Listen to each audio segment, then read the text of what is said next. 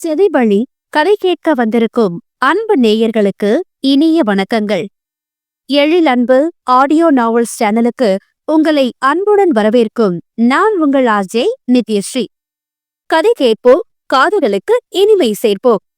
இந்த ஆடியோ நாவல் உங்களுக்கு பிடிச்சிருந்தா லைக் பண்ணுங்க, உங்க கருத்துக்களை கீழே கமெண்ட்ஸ்ல சொல்லுங்க, உங்க நண்பர்களுக்கும் ஷேர் பண்ணுங்க.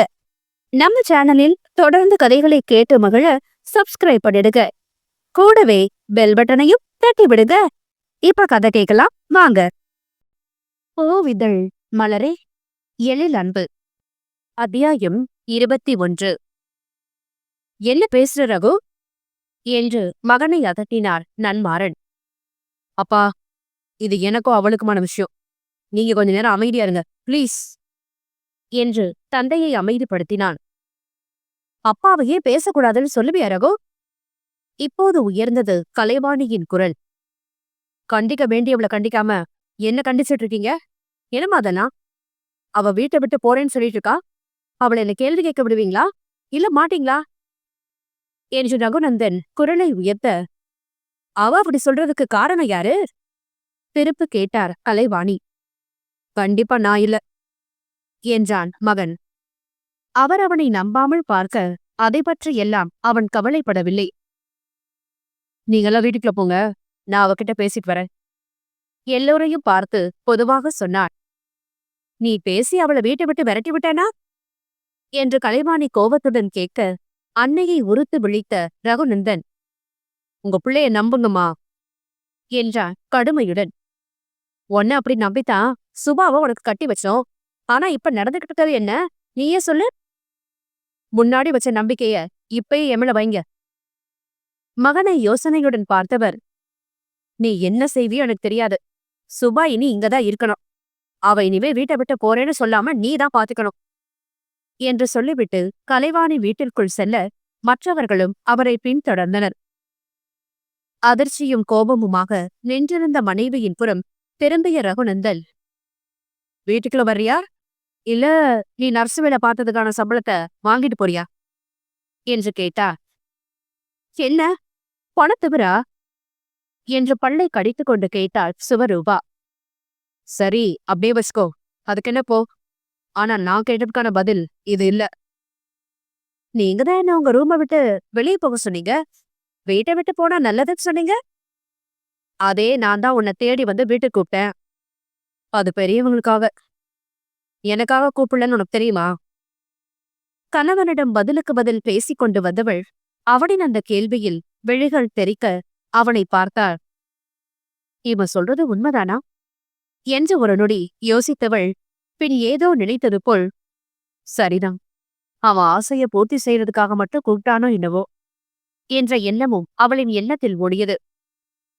என் மனசு பத்தி கவலைப்படாம உங்க தேரிக்காக மட்டும் என்ன கூப்பிட வந்தீங்க போல இருக்கு என்று கணவனை பார்த்து இகழ்வாக கேட்டார். ரகுநந்தனின் முகம் இறுகியது. அப்படியே என் தேவைக்காக கூப்பிட்டாலும் அதுல என்னடி தப்பு? என் பொண்டாட்டி ஒன்னதானே கூப்பிட்டேன், தெருவுல போறவள ஒண்ணு கூப்பிடலையே. திரும்ப திரும்ப அதையே சொல்லி குத்தி காட்டாத என்றார் கடுவையுடன். நீங்க கொஞ்சம் கூட மாறவே இல்லை. இப்ப கூட என் மனச பத்தி யோசிக்காம பேசிட்டு இருக்கீங்கல்ல. இதுக்குதான் நான் இங்க வரலன்னு சொன்னேன். நான் ஹாஸ்டல் கிளம்புறேன் என்றார். அப்ப இத்தனை நாள் என்ன பாத்துட்டதுக்கான சம்பளத்தை வாங்கிட்டு போ என்று கடுமை மாறாமல் சொன்னான். இன்னொரு முறை இப்படி சொன்னீங்க அப்படியே கழுத்தை நெரிச்சிருவேன் என்று அவனின் கழுத்தை நெரிப்பது போல் ஆவேசமாக அவனின் அருகில் வந்தாள் சுவரூபா. உனக்கே இவ்வளவு கோவம் வருது? இத்தனை நாள் நர்ஸ் வேலை தானே பார்த்த அப்படின்னு நான் சொன்னேனா? அப்ப எதுக்கு இத்தனை நாள் ஏன் கூட இருந்த? இப்ப போறேன்னு சொல்ற? கேட்டபடி தன் கழுத்தை நெரிப்பது போல் நீட்டி இருந்த அவளின் கையை பற்றி கொண்டார். அவனுக்கு பதில் சொல்லாமல் அமைதியானாள் சுவரூபா. சோ, உனக்குள்ள இன்னும் ஏதோ இருக்கு. கேட்டவனின் கண்கள் அவளின் மனதை அறிந்து கொள்ளப் போவது போல் ஊடுருவி பார்த்தன. அப்படிலாம் அதுவும் இல்ல என்று அவள் மறுத்த வேகமே இருக்கிறது என்பதை அவனுக்கு கட்டியம் கூறியது. மனதிற்குள் சிரித்து கொண்டவன், அப்போ நீ ஏன் போறன்னு எனக்கு தெரிஞ்சு போச்சு என்றான். என்ன தெரிஞ்சது இவனுக்கு என்பது போல் பார்த்தாள். இத்தனை நாளும் நீ அசிங்கமா இருக்கன்னு நான் உன்னை திட்டினதுனால இப்போ கை காலெல்லாம் உடைஞ்சு அசிங்கமா இருக்கிற என்ன பிடிக்காம தானே விட்டுட்டு போறேன்னு சொல்ற என்று கேட்டா. அவனை கடுமையுடன் முறைத்தவள், நான் ஒன்னும் ரகுநந்தன் இல்ல என்றாள். அப்ப சுபரூபாவா உள்ளவா என்றான். நான் ஒன்னும் அவ்வளவு ரோச கெட்டு போயிடல என்ற வீம்பாக சொன்னவளை பார்த்து அவனுக்கு அலுப்பு வந்தது. இப்ப நான் என்னதான் செய்யணும்னு நினைக்கிற என்று கேட்டான். அவள் பதில் சொல்லாமல் இருக்க யோசனையுடன் அவளை பார்த்து, நான் மன்னிப்பு கேட்கணும்னு எதிர்பார்க்கறியா? ஒருவேளை அப்படி இருந்தா சரி, நான் மன்னிப்பு கேட்டுக்கிறேன். இதுவரை உன்னை காயப்படுத்தின எல்லா விஷயத்துக்கும் என்னை மன்னிச்சிடு. இப்ப வீட்டுக்குள்ள வா என்றவனை நம்ப முடியாத திகைப்புடன் பார்த்தாள் சுபரூபா. அவன் இப்படி சட்டென்று மன்னிப்பு கேட்பான் என்று அவள் எதிர்பார்க்கவே இல்லை. அவளை வீட்டிற்குள் வர வைப்பதற்காக கேட்கப்பட்ட மன்னிப்பு போல் இருந்தாலும் அவளின் கைகளை மென்மையாக பற்றிக் கொண்டு கண்ணில் இறைஞ்சதலுடன் அவன் கேட்ட மன்னிப்பு ஆத்மார்த்தமாக கேட்டது போல்தான் இருந்தது அவளுக்கு. அதிலும் அவன் தன்னிடம் எப்போதும் நடந்து கொள்ளும் முறைக்கு மாறாக இவ்வளவு இறங்கி வந்து மன்னிப்பு கேட்பதெல்லாம் அதிசய நிகழ்வுதான். ஹாஸ்டல்ல என் புக்ஸ் எல்லாம் இருக்கு என்றவளின் பேச்சில் அவளின் சம்மதம் தெரிய அவள் முகம் பார்த்து சிரித்தான். அவளை பார்த்து முதல் முறையாக மலர்ந்து சிரிக்கிறார். தான் காண்பது கனவா நனவா என்று தெரியாமல் அவள் அப்படியே உறைந்து நின்றுவிட, அப்புறமா போய் எடுத்துக்கலாம், இப்ப உள்ள போலாம், தூறல் போட ஆரம்பிக்குது என்று அவளின் நிலையை கலைத்தார். அதன்பின் அவள் தயங்கவில்லை. கணவனின் சக்கர நாற்காலியை தானே வீட்டிற்குள் தள்ளிச் சென்றார். அவள் உள்ளே வருவாளா மாட்டாளா என்று தவிப்புடன் இருந்த வீட்டினருக்கு இருவரும் இணைந்து உள்ளே வந்ததும் மகிழ்ச்சியாக இருந்தது. வாசுபா, இப்பதான் எங்களுக்கு சந்தோஷமா இருக்கு என்றார் கலைவாணி. இப்பவாவது உனக்கு புத்தி வந்ததே என்று பானுமதி பேச, அதான் வந்துட்டாளே விடுதத என்ற ரகுநந்தன், அம்மா எனக்கு டயர்டா இருக்கு, படுக்கணும் என்றான். பயணத்தால் அவனின் உடல் மிகவும் சோர்ந்து போயிருந்தது. பூஜை பக்கம் இருக்கிற ரூமுக்கு ரகுவை கூட்டிட்டு போ சுபா, கால் சரியாகிற வரை அவன் அங்கே இருக்கட்டும் என்று கலைவாணி சொன்னதும் சுபா கணவனை அங்கே அழைத்து செல்ல அவனை கட்டிலில் படுக்க வைக்க விஷ்ணுவும் நன்மாறனும் பின்தொடர்ந்தனர். ரகுநந்தனை படுக்க வைத்துவிட்டு அவர்கள் வெளியே செல்ல, சாப்பிடதும் வேணுமா, பசிக்குதா என்று கேட்டாள் சுபரூபா. ஒண்ணும் வேண்டாம், நான் கொஞ்ச நேரம் தூங்கணும், தூங்குவை என்று கண்களை மூடிக்கொண்டான். அதிகாரம்லாம் பலமாதான் இருக்கு என்று முனகிக் கொண்டாலும் செய்தான். ரகுநந்தன் தூங்கி எழுந்து கண் விழிக்கும் போது அறையில் சுபரூபா இல்லை. மாம் என்று கத்தினான். என்னப்பா என்ன என்று வேகமாக வந்தார் கலைவாணி. இவன் எங்க போனா? எவ? மா, இங்க தானே இருக்கேன், அப்புறம் ஏன் கத்துற? இவன்னு சொன்னா அவளுக்கு பேர் இல்லையா? மா, என் பொண்டாட்டிய கேக்குற, எங்க அவ? அவள் எதுக்கு தேடுற? உனக்கு எதுவும் வேணுமா சொல்லு, நானே செய்யறேன். அவளை வர சொல்லுங்க.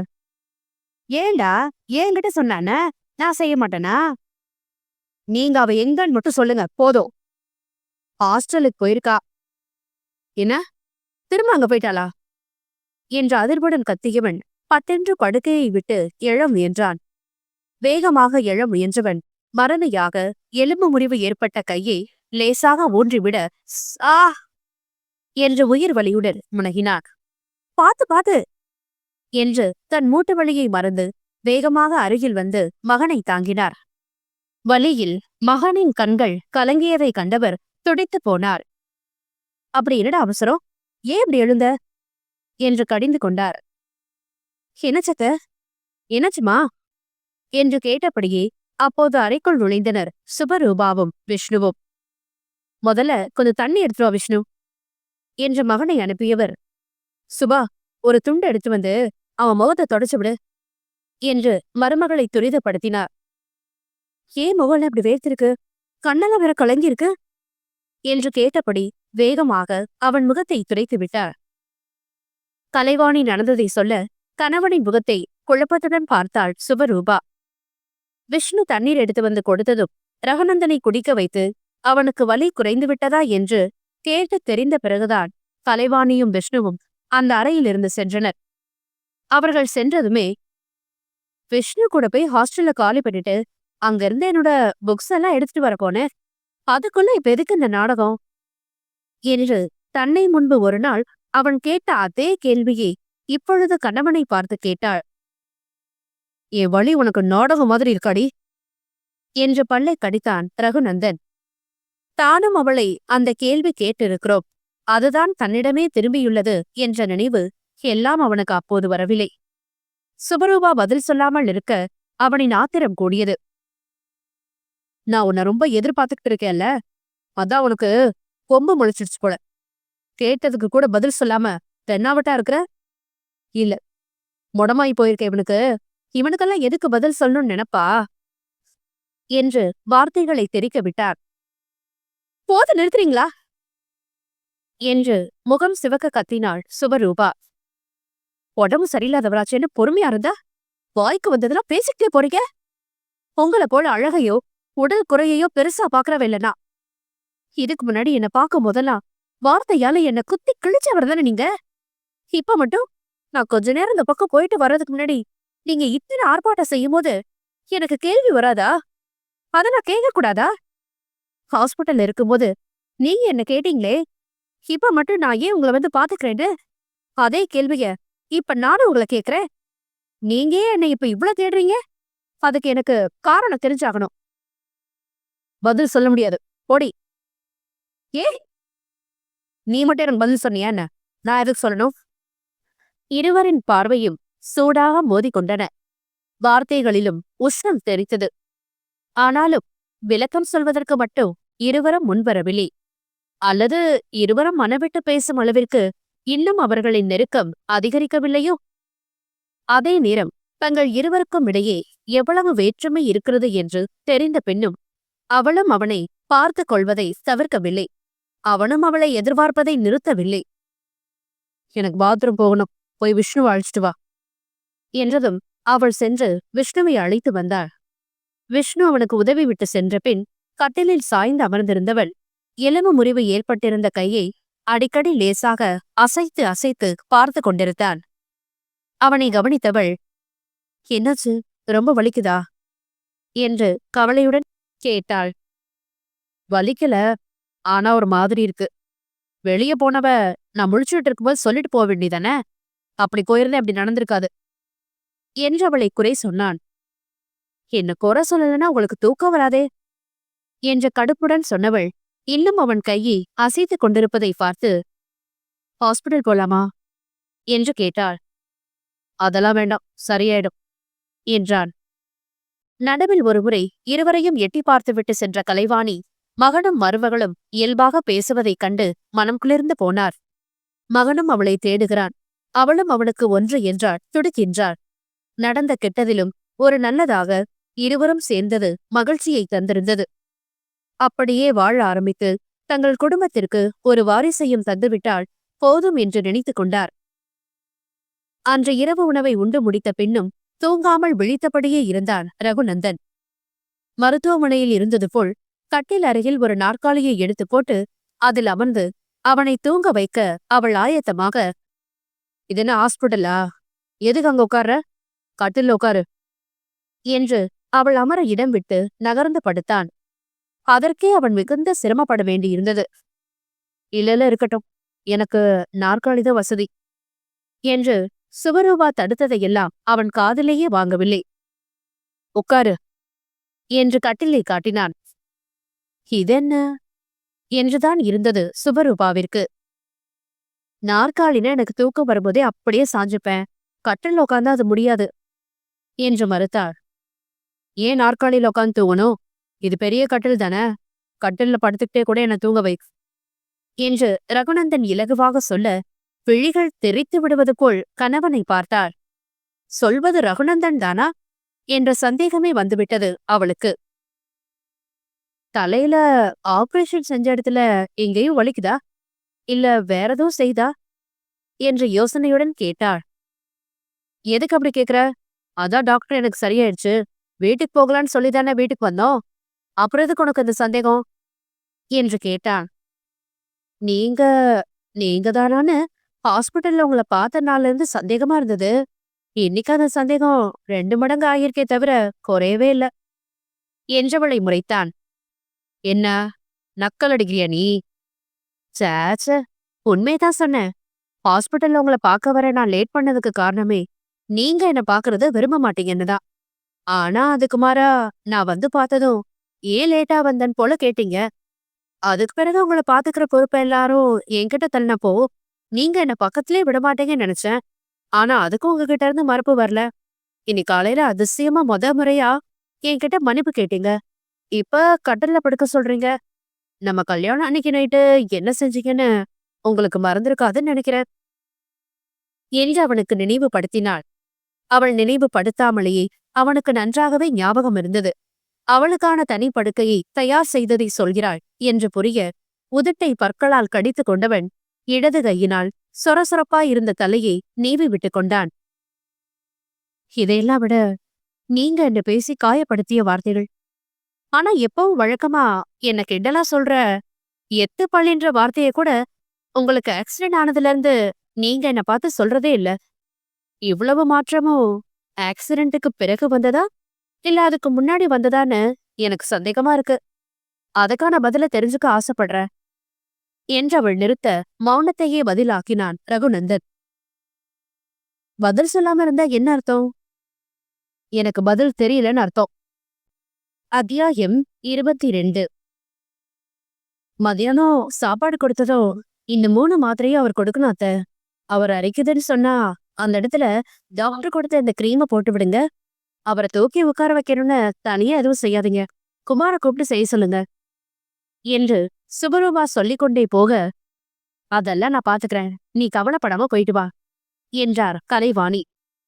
மேஜையின் மீதிருந்த தனது புத்தகங்கள், குடை, கைப்பை எல்லாம் எடுத்துக்கொண்டு கட்டிலில் அமர்ந்திருந்த கணவனின் புறம் திரும்பினாள் சுபரூபா. ரகுநந்தனோ அவளை முறைத்துக் கொண்டிருந்தான். மகனின் கோபம் எதற்கு என்று புரிந்த கலைவாணி லேசாக சிரித்துக் கொண்டே அவள் பேசிவிட்டு வரட்டும் என்று வெளியே சென்று விட்டார். உங்களுக்கு தேவையானதெல்லாம் கையென்ற தூரத்துல எடுத்து வச்சிட்டேன். வேற எதுவும் வேணும்னா குமார கூப்பிடுங்க. குமார் போன் நம்பர் உங்க போன்ல இருக்கு. அவர் தோட்டத்து பக்கம் எதுவும் போயிருக்க நேரத்துக்கு போன்ல கூப்பிடுங்க, டக்குன்னு வந்துருவாரு என்று பேசிக்கொண்டே போன மனைவியை கையை காட்டி நிறுத்தினாள். என்ன செய்யணும்னு எனக்கு தெரியும். ரொம்ப அக்கறை இருக்க மாதிரி நான் என்ன செய்யணும்னு நீ ஒண்ணு எனக்கு சொல்லிக் கொடுக்க வேண்டாம் என்றான் கடுப்புடன். எதுக்கு இவ்வளவு கோபம்? ஏன்னு உனக்கு தெரியாது? அதான் எதுக்குன்னு கேக்குறேன்.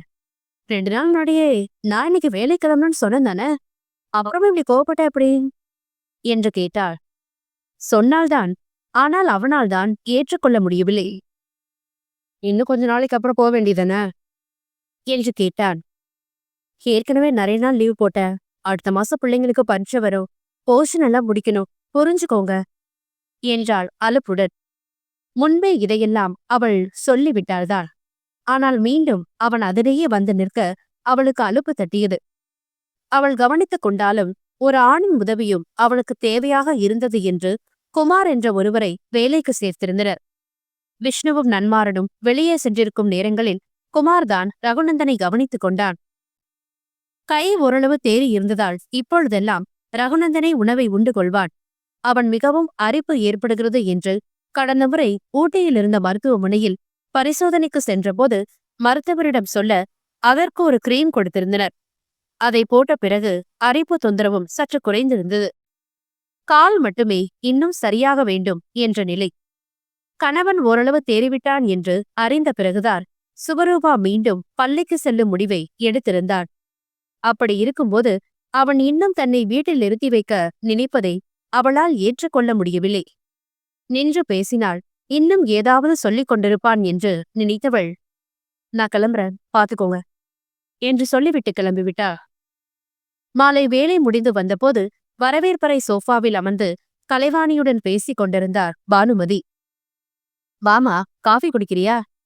கலைவாணி கேட்க, ட்ரெஸ் மாத்திட்டு வந்து குடிச்சுக்கிற அத்தை என்று சொல்லிவிட்டு அங்கே அமர்ந்திருந்த அன்னையை கண்டு கொள்ளாமல் அரை பக்கம் போனாள். எப்படி கண்டுக்காம போறான் பாருங்க அண்ணி என்று பானுமதி புகார் சொல்ல அது காதில் விழுந்தாலும் நிற்கவில்லை சுபரூபா. நீ செஞ்சது தப்பு தானே பானு. அந்த கோவம் அவளுக்கு இன்னும் இருக்கு போல இருக்கு. கலைவாணி சமாதானமாக சொல்ல, அவ புருஷன் மேலேயும் தானே கோவமா இருந்தா, ஆனா இப்ப ராசி ஆயிட்டா தானே, என்கிட்ட மட்டும் விரைச்சுக்கிட்டு நிக்கிறா என்றார் மனத்தாங்களுடன். அவர் பேசியது எல்லாமே சுபரூபாவின் காதில் விழத்தான் செய்தது. ஆனால் கண்டுகொள்ளாமல் அறைக்குள் சென்று கதவை மூடினார். அப்போது அவள் முகத்தில் தவழ்ந்த கசப்பான புன்னகையை யாரும் அறியவே இல்லை. கணவனுடன் அவள் ராசியாகிவிட்டாளா? இல்லை, நிச்சயமாக இல்லை என்பதை அவள் மனம் மட்டுமே அறிந்திருந்தது. அவனுக்கெல்லாம் பார்த்து பார்த்து செய்கிறாள்தான், அவனுடன் இயல்பாக பேச என்றாள்தான். ஆனால் மனத்தின் ஒரு ஓரத்தில் அவன் ஏற்படுத்திய காயம் இன்னும் அப்படியேதான் இருந்தது. அதைத்தான் கணவனிடம் அவள் அடிக்கடி பதிலுக்கு பதில் பேசி காட்டியும் விடுகின்றாள். அதே நேரம் அவளுக்குள் தன்னை குறித்தே பெரும் போராட்டமும் இருந்தது. அதனுடன் அவள் போராடிக் கொண்டிருந்ததை அவளுடனே வெகுநேரம் இருக்கும் ரகுநந்தன் கூட அறியவில்லை. சுபரூபா அறைக்குள் நுழைந்தபோது கட்டிலில் அமர்ந்து ரகுநந்தன் யாருடனோ அலைபேசியில் பேசிக் கொண்டிருந்தான். அவனை பார்த்துவிட்டு மாற்றுடையை எடுத்துக்கொண்டு குளியலறைக்குள் சென்றாள். இலகுவான உடைக்கு மாறி அதன்மேல் ஸ்வெட்டரும் மாட்டிக்கொண்டே வந்தவள் கண்ணாடியின் முன் நின்று தலைமுடியை வாரிக்கொண்டாள். ரகுநந்தன் இன்னும் பேசிக் கொண்டிருந்தான். ரிசார்ட் வேலை தொடர்பான பேச்சு என்பது புரிந்தது. அனைத்து ஏற்பாடுகளும் தயாராக இருக்க இனி கட்டடப் பணியை ஆரம்பிப்பதை மட்டும் செய்ய வேண்டும். கால் சரியான பிறகு செய்தால் இன்னும் தாமதமாகலாம். அதுவரை தள்ளி போட வேண்டாம், விரைவில் வேலையை ஆரம்பிக்க வேண்டும் என்று சொல்லிக் கொண்டிருந்தார். அங்கே பேசிக் கொண்டிருந்தாலும் அவனின் பார்வை அடிக்கடி தன்னை தொட்டு தழுவியதையும் கவனித்தார். தலைவாரி முடித்து கதவை திறந்து வெளியே சென்றார். கலைவாணியும் பானுமதியும் இன்னும் அதே இடத்தில் அமர்ந்து பேசிக் கொண்டிருந்தனர். நீங்க காஃபி குடிச்சிட்டீங்களா அத்த என்று விசாரித்தவளிடம் அவர் குடித்து விட்டதாக சொல்லவும் சமையல் அம்மாவிடம் தனக்கு காஃபி போட சொல்ல சமையலறை பக்கம் செல்ல போனாள். ஏடி, ஓ வீட்டுக்கு வந்திருக்க, என்கிட்டலாம் கேட்க மாட்டியா நீ என்று பானுமதி பொறுக்க முடியாமல் கேட்டுவிட, நீ உன் அண்ணன் வீட்டுக்கு வந்திருக்க, நான் ஏன் கேட்கணும்? அதுவும் இல்லாம அத்தை அவங்க நாத்தனார அப்படி ஒண்ணு கொடுக்காம விட்டுட மாட்டாங்க என்றாள். இவ பேச்ச பாத்தீங்களா நீ என்று பானுமதி மனத்தாங்களுடன் கேட்க, ஏன் சுபா இப்படி பாரு, பானு ரொம்ப வருத்தப்படுறா. அம்மானா கோவத்துல ஏதாவது பேசுறதா, அதுக்காக அவகிட்ட வெறச்சுட்டு திருவியா? அம்மா கிட்ட அப்படி என்ன ரோஷம் என்று கேட்டார் கலைவாணி. நான் என்ன அவங்க கிட்ட பேசாம இருக்கேன் அத்த, பேச வேண்டிய நேரத்துல பேசத்தானே செய்யறேன். அதோட அம்மா கிட்ட மட்டும் இல்ல, யாருக்கிட்டே இப்பெல்லாம் எனக்கு ரோஷம் இல்லாம தான் போய்கிட்டு இருக்கு. அவ்வளவு சொரண்டுகிட்டு போயிட்டு இருக்கேன் என்று சொல்லும் பொழுதே அவளின் குரல் கலங்கிவிட அடுத்த நொடி அங்கே நிற்காமல் சமையலறை பக்கம் சென்று விட்டார். என்ன நீ சொல்லிட்டு போறா இவ என்று பானுமதி பதற கலைவாணியும் சென்றவளை யோசனையுடன் பார்த்தார். திரும்பி வரும்போது அவள் கையில் 2 கப் இருந்தது. சுபா என்று கலைவாணி அவளிடம் பேச அழைக்க, இது அவள்கிட்ட குடிச்சிட்டு வர அத்த, அப்புறம் பேசலாம் என்று நிற்காமல் அறைக்குள் சென்று விட்டார். இப்போது பேசி முடித்துவிட்டு அமர்ந்திருந்தவன் உள்ளே வந்தவளை தீர்க்கமாக பார்த்தான். அவனிடம் சென்று ஹார்லிக்ஸ் கலந்திருந்த கப்பை நீட்ட மறுப்பாக தலையை அசைத்தார். அத்தை ஏற்கனவே குடிச்சிட்டாங்களா என்று கேட்க அதற்கும் மறுப்பான தலையசைவே வந்தது. அப்புறம் என்ன, சூடா இருக்கும்போதே எடுத்து குடிங்க. நீ குடி, எனக்கு ஒண்ணு வேணாம் என்றான் முர்ரென்று. அவனை யோசனையுடன் பார்த்தவள், நீங்க சண்டை போடுற மூட்ல இருக்கீங்க போல இருக்கு, அதுக்கு இப்ப எனக்கு தெம்பில்ல, நான் காஃபியை குடிச்சுக்கிறேன், அப்புறம் தெம்பா சண்டை போடலாம் என்று சொல்லிவிட்டு நாற்காலியில் அமர்ந்து தனக்கு கொண்டு வந்த காஃபியை எடுத்து குடிக்க ஆரம்பித்தாள். இப்பொழுதும் வீம்பாக கட்டிலில் அமராமல் நாற்காலியில் அமர்ந்தவளை முறைத்தான். அதையெல்லாம் அவள் கண்டுகொள்ளாமல் காஃபியை ரசித்து குடித்தாள். நிதானமாக காஃபியை குடித்து முடித்துவிட்டு கப்பை ஓரமாக வைத்துவிட்டு நிமிர்ந்து அமர்ந்தவள், சொல்லுங்க, இன்னைக்கு நாள் எப்படி போச்சு? ஒன்னும் பிரச்சனை இல்லையே என்று கேட்டவளை முறைத்தான். ஓ, கோபம், பதில் சொல்ல மாட்டீங்கல்ல என்று கேட்டவள், சரி, பேசுறதுக்கு ஒண்ணும் இல்லனா நான் போய் என் வேலையை பாக்குறேன், நோட்ஸ் எடுக்கணும் என்று நாற்காலியை விட்டு எழுந்தாள்.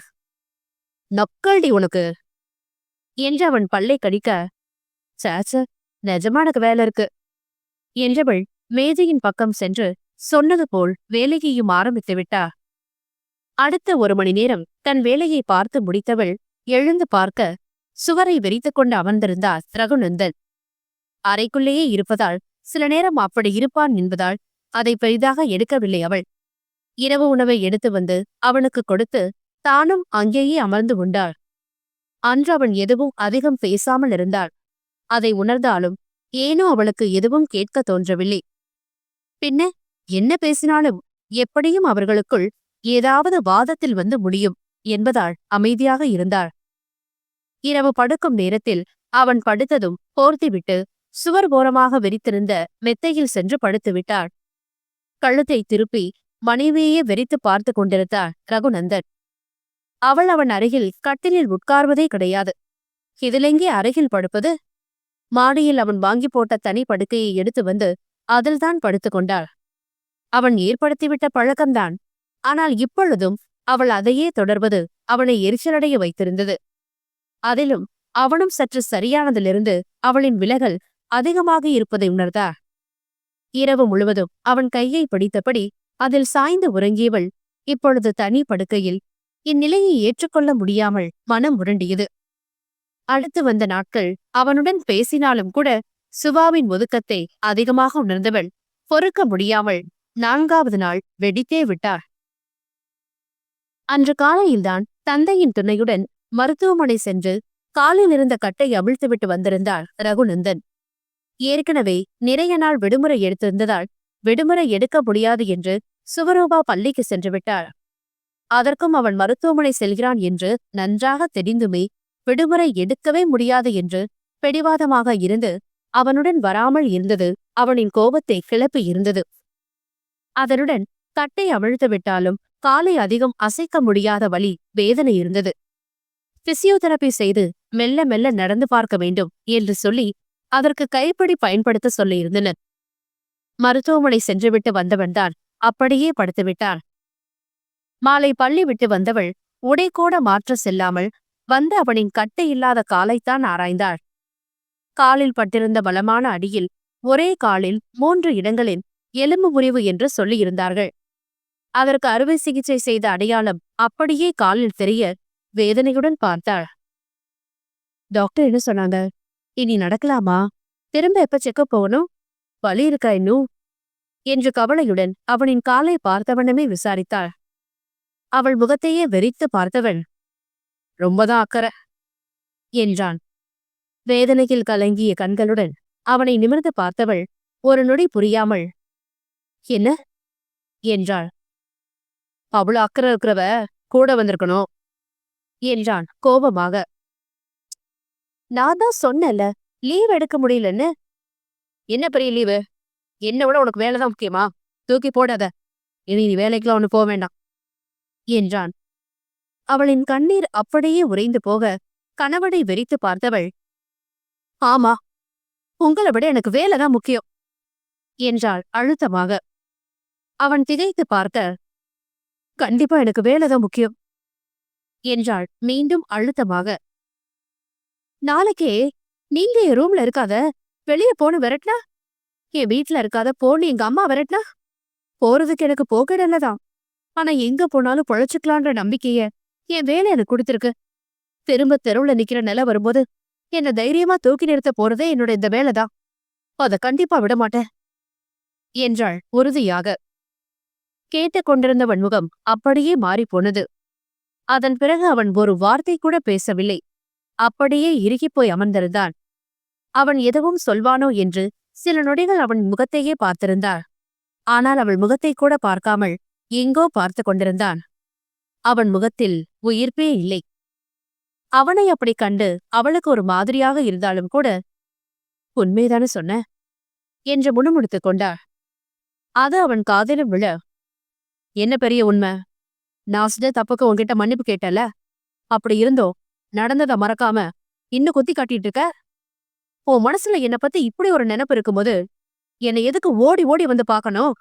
அப்பவும் வேலைதான் முக்கியம்னு போயிருக்க வேண்டியதானே என்று கேட்டதும் இப்பொழுது பதில் சொல்ல முடியாமல் திகைத்து போவது அவள் முறையானது.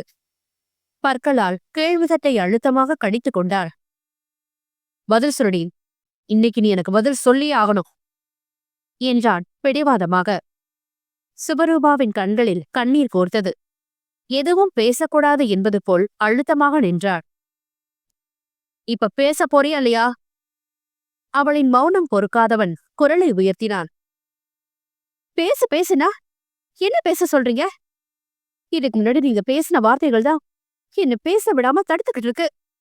அப்புறம் எப்படி என்னால பேச முடியும்? யார் நடந்ததை மறக்காம குத்தி குத்தி காட்டுறது? நானா நீங்களா? 18 வயசுல உங்ககிட்ட காதல சொன்ன ஒரே காரணத்துக்காக நீங்க குத்தி காட்டிய வார்த்தைகளை விடவா நான் உங்களை குத்தி காட்டிட்டேன்? மன்னிப்பு கேட்டுட்டேன்னு சொல்றீங்க. அதனால நடந்ததெல்லாம் இல்லன்னு ஆயிடுமா? இல்ல நீங்க என் மனசுல ஏற்படுத்திய காயந்தான் என்னை விட்டு போயிடுமா என்று ஆவேசமாக கேட்டாள். ரகுநந்தன் பேச வார்த்தைகள் வராமல் அப்படியே அவளை பார்த்தபடி அமர்ந்திருந்தான். தனக்குள்ளேயே நிறைய போராட்டங்களை எதிர்கொண்டிருந்த சுபரூபாவிற்கு கணவனின் கோபம் இன்னும் அவளை போட்டு உலுக்கி எடுத்திருந்தது. கோபத்தில் அவள் உடல் லேசாக நடுங்கிக் கொண்டிருந்தது. துடைக்க துடைக்க அவளையும் மீறி கண்ணீர் வெளியேறிக் கொண்டே இருந்தது. ஆக்சிடென்ட் ஆனதால ஏதோ ஒரு பலவீனத்துல என்கிட்ட இப்படியெல்லாம் கேள்வி கேட்டுட்டு இருக்கீங்க. இதுவே உங்களுக்கு இந்த ஆக்சிடென்ட் நடக்காம இருந்திருந்தா என்ன இந்த ரூம்குள்ள நுழையவாது விட்டிருப்பீங்களா என்று ஆதங்கமாக கேட்டாள். விட்டிருப்பேன் என்று ரகுநந்தனிடமிருந்து அமைதியான பதில் வர, என்ன? நம்ப முடியாமல் கேட்டாள் சுபரூபா.